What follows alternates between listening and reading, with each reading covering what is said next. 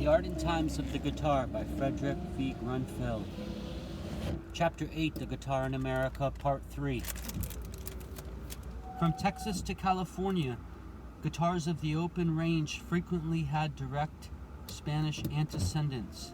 Mexican settlers in the northernmost parts of what had been Nueva España were still playing the old vihuelas when the first Anglo-Saxon intruders pushed into that region.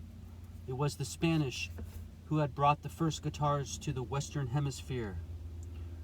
The only plucked instrument indigenous to the New World had been the mouth bow used by some tribes of Indians.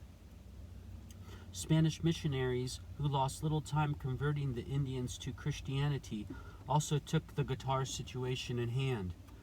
In his book, The English American, 1648, Thomas Gage describes his travels in Spanish America during the 1620s and 1630s, and mentions visiting a Franciscan monastery at Guacoquingo, a town near Mexico City, where there were 500 Indians and 100 Spaniards.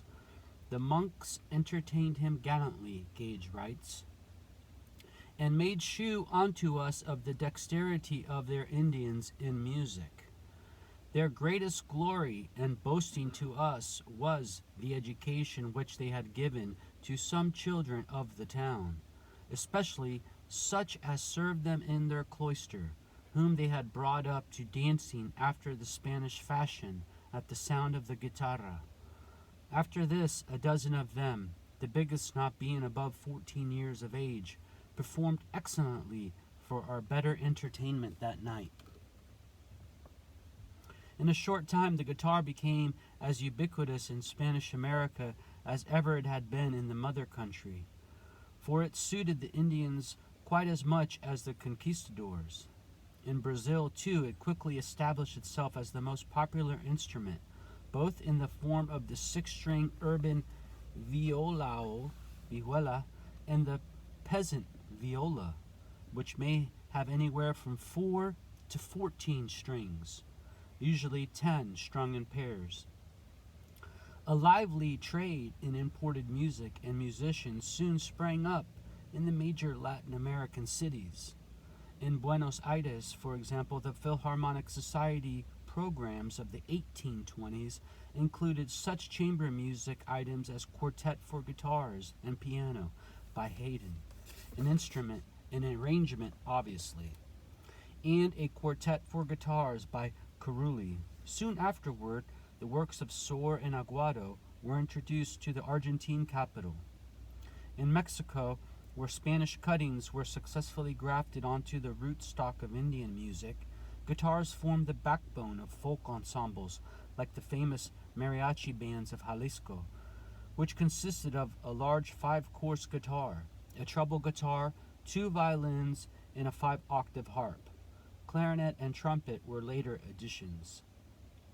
The Mexican folk ballads known as corridos, from correr to run, because the song runs on indefinitely without a change, were sung at fairs and fiestas to guitar accompaniments, sometimes by women selling colored broadsides containing the text of the day's favorite ballads.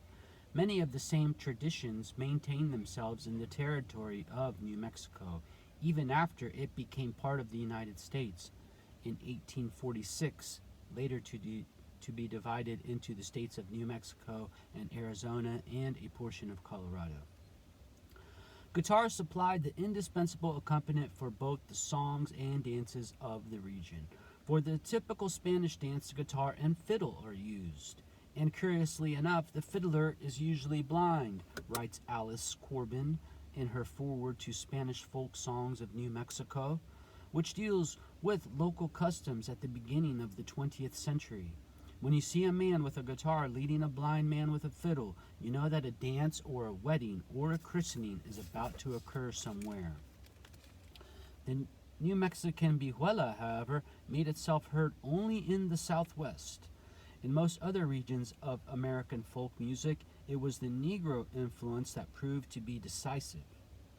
The same southern hillbillies, who now seem as inseparable from their guitars as Siamese twins, were still singing to their dulcimers or without accompaniment in the early 1900s. Negroes introduced the guitar and the blues into the hills sometime after the turn of the century, writes Alan Lomax in the Folk Songs of North America. So recently, in fact, that the most complex of hillbilly guitar styles is still called N-pickin. The Negro blues guitar fascinated hillbilly ears for precisely the same reasons that the subsequent American jazz and pop styles have taken the whole world by storm.